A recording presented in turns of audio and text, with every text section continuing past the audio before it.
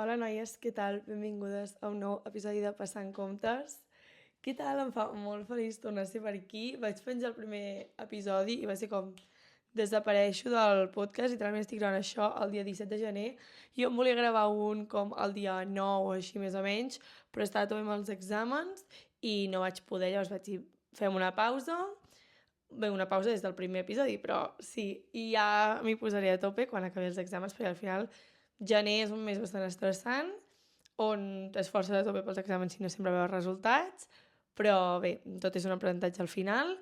Jo, encara que no estic mega satisfeta amb tots els exàmens que he fet, em vull quedar amb tot el que he pres moltíssim de les assignatures que he fet aquest primer semestre, i això és important perquè al final jo necessitaria aplicar-ho a la vida real i no només als exàmens. Llavors crec que això és bastant important i estic bastant contenta. I també estic contenta d'haver acabat ja el primer semestre. En principi no he d'anar a recuperació de cap assignatura, cosa que jo confiava en no haver d'anar, però no se sap mai perquè la uni és un altre món, diferent al batxillerat i a tot el que havia fet fins ara, perquè també doncs, he tret el meu primer 475, que tampoc m'esperava treure, i aquí estem. Però no passa res. Avui estem aquí per parlar d'un tema totalment diferent, el dels meus exàmens i el dels meus drames, que ja us he comentat per TikTok i per Instagram, que si em seguiu doncs, ja ho haureu vist, perquè allà, doncs, com que és bastant més instantani, explico bastantes coses, però aquí doncs, venim a reflexionar una mica més en profunditat. Avui volia parlar d'un tema que em toca bastant a mi, directament, que és el de marxar per estar bé. Tot i que el podcast va sorgir una mica de la idea de fer un repàs del mes o de X cosa que hagi tingut a la meva vida. Tot i així vull fer com alguns episodis amb reflexions, que és el que feia bastant al meu podcast abans, que es diu No té com estar el coco, però ara mateix el tinc una mica apartat i per tant doncs ho passaré aquí. I aquest tema va sorgir, a part de que per mi, perquè és una situació en la que m'he trobat, per dues pel·lícules que vaig veure. La primera setmana de gener vaig estar com a tope veient pel·lícules, em vaig veure com 3, cosa que no és tant realment, però per mi sí, perquè normalment no sóc molt pel·liculera. Llavors bé, va sorgir de dues idees, o sigui, de dues idees, no, de dues pel·lícules, que són The Holiday i Una aventura en Marruecos. The Holiday em va encantar. Tracta de dues noies que pateixen un desengany amorós i decideixen fer un intercanvi de cases entre Los Angeles i Londres per doncs, esvergir-se i intentar superar doncs, aquest desengany que han patit totes dues, en cadascuna doncs, amb un tema totalment diferent. Bé, totalment diferent, però no tan diferent, perquè realment les dues s'han sentit enganyades. Per tant, és bastant semblant. I elles fan un intercanvi i a partir d'aquí la seva vida canvia radicalment perquè arran d'aquest canvi coneixen a persones que seran molt importants per la seva evolució. Persones que probablement, si no haguessin marxat del lloc on estaven, no haguessin conegut i no haguessin pogut fer aquesta evolució. Llavors, The Holiday va ser com una mica aquesta reflexió que vaig treure i que també farem més endavant, però llavors, per altra banda, Una aventura en Marruecos, la pel·lícula no em va encantar, o sigui, em va agradar, però no va ser una pel·lícula molt... o sigui, tornaria a veure, perquè no. Sí que és veritat que jugo amb la part de que a mi m'encanta veure una pel·lícula on el protagonista o un dels personatges principals és artista, o sigui, és cantant, escriu, balla, qualsevol cosa, o bé també treballa en moda, que també és una cosa que m'encanta, o és periodista, treballa en comunicació. Llavors jugo amb aquest avantatge i això va fer que m'agradés més, però no em va encantar. Sí que és veritat que em va agradar més que a la resta de la gent, perquè vaig estar llegint crítiques a Letterboxd, que ho faig bastant, i la veritat és que les crítiques no eren gaire bones, i això, o sigui, és una cosa que em passa molt sovint, a vegades m'agraden molt pel·lis que a la gent no li agraden gens, i és com, serà que no tinc criteri cultural? Però bé, és igual, en cas que no el tingui, que suposo que cadascú té el seu, però en cas que no el tingui, l'acabaré adquirint a la carrera, perquè per això estic estudiant una carrera relacionada amb les indústries culturals. I em va agradar molt una frase que ja va bé, que es diu viatjar et fa humil perquè veus com de petitó ets, i realment és que estic completament d'acord. O sigui, em va encantar aquesta frase perquè jo fa molt de temps que la pensava però no sabia potser com expressar-ho, i realment ja no només veus que tu ets petit quan viatges, sinó que tots els teus problemes i totes les teves coses o sigui, són una tonteria, entre cometes, que evidentment no, però jo sempre que surto de a la meva zona de confort, especialment quan viatjo, és com per què estic tenint aquest problema si jo surto d'aquí i el problema se'n va? O sigui, per mi no és un problema tan greu si tu pots fugir d'aquest problema, saps? que és els meus problemes, bàsicament. Jo puc fugir dels meus problemes, no ho faig, però podria fer-ho. Llavors, com que m'ajuda a relativitzar bastant. Evidentment, no vull invalidar ni els sentiments ni meus ni de ningú, però crec que també et serveix com per dir calma, saps? O sigui, no ets tan important, les teves coses no són tan importants, surt de casa, aireja't i t'adonaràs que realment t'has de prendre la vida més amb calma. I realment una cosa que jo he anat aprenent al llarg de la meva vida és a sortir de la meva zona de confort quan no estic bé. Sempre tinc un drama, sortir em va perfecte. Per exemple, això és un drama molt petit, però per posar un exemple, aquesta setmana estava jo molt agobiada amb l'examen que he suspès. Però estava molt agobiada amb ell perquè hi havia molta quantitat de temari i era com que no veia la llum al final del túnel. Tot això estudiant a casa dels meus pares. Vaig anar cap a Barcelona perquè havia de fer un examen i el fet de fer aquest canvi de surto de la zona de confort d'aquests dies, me'n vaig a Barcelona, vaig a la biblioteca, faig un altre plan, em va fer com prendre l'aire i dir, vale, calma, ja està. O sigui, et semblava molt gros perquè portaves uns dies tiqui amb el mateix tema, surts i ja està. O sigui, el problema es minimitza, seguia, evidentment, tenim molta quantitat de temari per estudiar, però no em semblava tan gros el drama com a tal, no? Llavors, a mi això, o sigui, el sortir d'aquesta zona de confort em va permetre doncs, que el meu problema no fos tan gros. Una altra cosa, per exemple, relacionada, per exemple, amb el meu contingut, estic dient molt per exemple, m'estic adonant. Bé, una altra situació real en la que ens podem basar és en els meus vídeos. Jo faig vídeos des que tinc 11 anys, o sigui, jo he començat en català aquest setembre, però jo faig vídeos en castellà des que tinc 11 anys. I, clar, era un tema, perquè normalment tu veus youtubers, tu veus streamers, tu veus tiktokers al mòbil, però són gent que no coneixes. Però la que et surt una persona que tu coneixes fent vídeos de tiktoker és com, què està fent? Especialment si no tens 500.000 seguidors, no? Llavors, era com un tema que a mi em costava gravar el meu dia a dia. Era com que hi havia com una barrera, sabeu? Que era com, tot i que jo sempre he gravat molts vlogs i moltes coses, hi havia com una certa distància que a mi m'agradava mantenir. Jo he marxat a Barcelona, he començat una carrera de comunicació, per tant, a tothom li agrada bastant aquest mundillo de TikTok, de gravar, de tal, i jo em sento supercòmoda de treure el mòbil i gravar, de treure la càmera, de parlar dels meus vídeos. És com que estic com en un entorn que si jo no hagués sortit de la meva zona de confort, doncs jo no hagués aconseguit. I per tant, doncs, ara estic molt millor del que estava en aquest sentit perquè he pogut sortir i marxar. Potser és un canvi que, clar, no sempre es pot fer perquè jo, doncs, en aquest cas m'he mudat i potser tampoc cal mudar-nos, no? Però amb això el que vull dir és que a vegades tenim un problema que ens sembla molt gros i que marxant del lloc aquest on ens sembla molt gros, aquest problema es minimitza i es fa bastant més petit perquè tu t'adones que potser res és tan important com tu et penses o com tu t'estàs fent creure a tu mateix, saps? Llavors, m'ha passat moltíssim, molts problemes també amb amistats que he tingut, no, em sembla un món, marxo i és com, vale.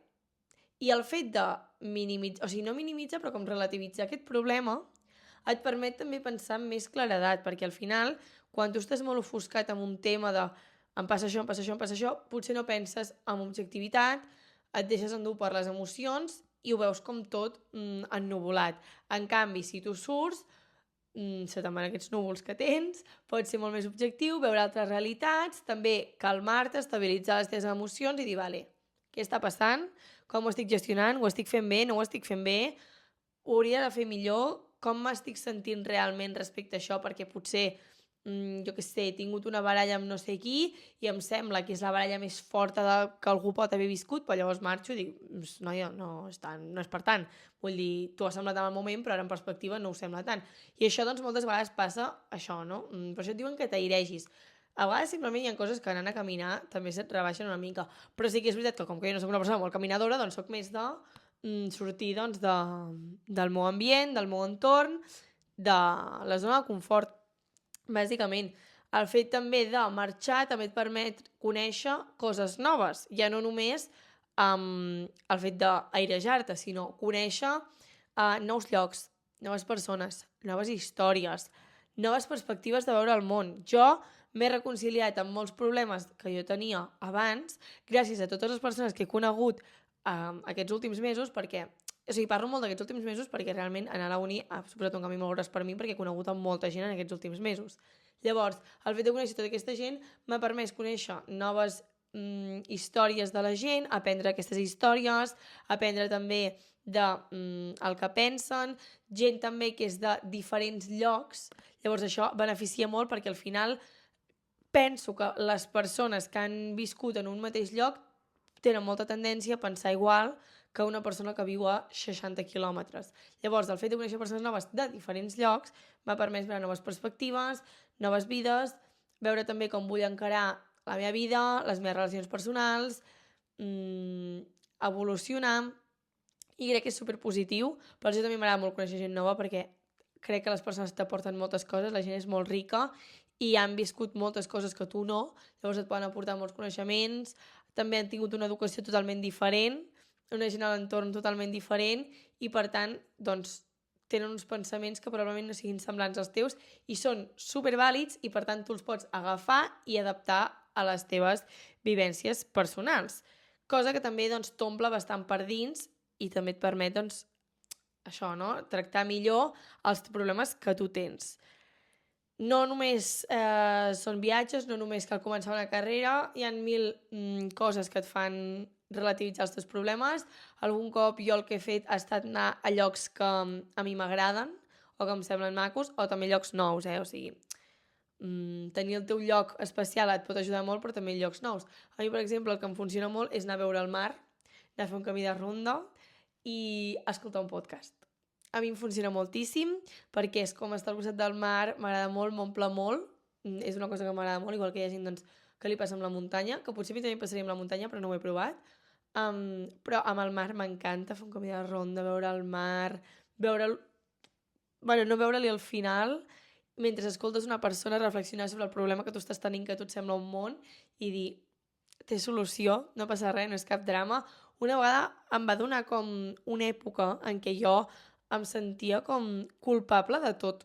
O sigui, a qualsevol cosa que passava al meu entorn, jo em sentia culpable i sentia que ho feia tot malament i que no m'estava sortint res bé, que probablement doncs, no, moltes coses no em sortien bé. Però me'n vaig anar a caminar, no recordo on era, però era com a prop de Montserrat, perquè es veien les muntanyes, i vaig estar escoltant un podcast de la Cris Blanco, que té un podcast que m'encanta, que es diu Como si nadie escuchara, i escoltant aquell podcast va ser com... Uau, vaig seure, vaig treure el meu jornal, perquè va ser una època que jo anava amb el meu jornal a tot arreu, cosa que hauria de tornar a agafar d'hàbit perquè és fantàstic, i va ser com, uau, m'està dient moltes coses interessants, vaig parar, em vaig posar a escriure, i va ser com, uau, o sigui, realment potser no és que soc culpable de tot, potser és per això que em passa això, potser és per això altre, i em va permetre reflexionar moltíssim, i literalment va ser marxar per estar bé, o sigui, va ser una escapada d'un dia o de migdia, però que vaig fer unes coses que a casa meva no hagués fet o que potser no haguessin calat tant a casa meva i em va ajudar moltíssim a després de potser 2 setmanes estar pensant tot em surt malament, soc la culpable de tots els drames de la meva vida, no sé què, no sé quantos, pensar, vale, no, simplement doncs ha passat això i per mi va ser com un dels moments que vaig dir potser haurem de començar a marxar quan no estiguem bé i a partir de llavors ho faig bastant. Últimament a Barcelona no ho he fet tant, cosa que és un error, però també és veritat que aquests últims mesos he viscut com a lo loco i bastant com poc, o sigui, conscient del que feia, però no... no sé com explicar-ho. Com que no estava pausada, estava com a tope i ara és com, després de les vacances de Nadal i d'aquests dies de vacances, és com, vale, he de començar a canviar algunes coses, a viure més pausat, si tinc algun drama no quedar-me tancada a l'habitació i agobiar-me, sinó sortir, anar a caminar, anar a fer un vol, anar fins a Montjuïc, anar fins al mar, anar fins a, jo què sé, a la catedral, a la Ciutadella, on sigui que vulgui anar, als búnkers, als 50.000 llocs que hi ha de Barcelona, escoltant un podcast i probablement quan torni estigui molt més contenta, molt més relaxada, i és una cosa que no he fet, però abans feia moltíssim i m'ajudava molt, i ara, de fet, he sortit també de la meva zona de confort. És a dir, jo ara aquests mesos he creat com la meva zona de confort a Barcelona i ara tornar aquí ha sigut com sortir de la meva zona de confort, poder mirar què no estava fent bé, mirar en perspectiva i dir, vale, he de canviar això, això, això i això per poder estar millor del que ja estic. I per mi, o sigui, això és marxar, no només és mudar-te, no només és anar de viatge, és marxar un dia, marxar uns dies a casa, tornar al teu origen i dir, vale, m'agrada la meva vida, però què estic fent bé, què no estic fent bé, què puc millorar, què hauria de canviar, i crec que és superimportant. I volia enviar aquest missatge perquè a vegades això ho veiem com tot molt negre i potser amb un petit canvi de la nostra vida podem estar millor i podem fer les coses que ens vagin millor i que estiguem més contents, més tranquils amb la nostra vida. I ja estaria el podcast d'avui. Crec que en faré més perquè m'agrada molt això de reflexionar. No tinc tanta pràctica de reflexió com tinc en castellà, honestament, perquè al final jo em vaig acostumar a parlar en castellà a la càmera, llavors jo ja tenia una fluïdesa bastant grossa davant de la càmera i davant del micro pel podcast, perquè el podcast té ja 2 anys i mig, si no m'equivoco, el de No té com es el coco. Llavors tinc una fluïdesa que noto que en català potser no tinc tant, tot i que és la meva llengua materna, però quan et poso un micro davant a vegades et trabes més. Però bé, estic molt contenta, espero que us hagi agradat, espero que us hagi servit, que hagi ordenat bé les idees, que a vegades em passa que deixo anar molta informació i dic, ui, estarà ordenada, però jo crec que sí, que l'he intentat ordenar bastant, també he seguit bastant el meu guió que em vaig fer al Notion, i ja està, que ens veiem molt, molt, molt properament. O sigui, no arribarem a febrer i tindrem un altre episodi, seguríssim, perquè estan de vacances. Tinc molt de temps per pensar, molt de temps per treure conclusions, cosa que m'encanta i que em fa molt feliç. Per tant, res, ens veiem d'aquí poc a Passant Comptes i ens veiem ja mateix a YouTube, que com que vaig fer de viatge això vol dir blog. Ens veiem a Instagram, a TikTok, a totes les xarxes on soc. Ens veiem allà molt sovint. Adeu!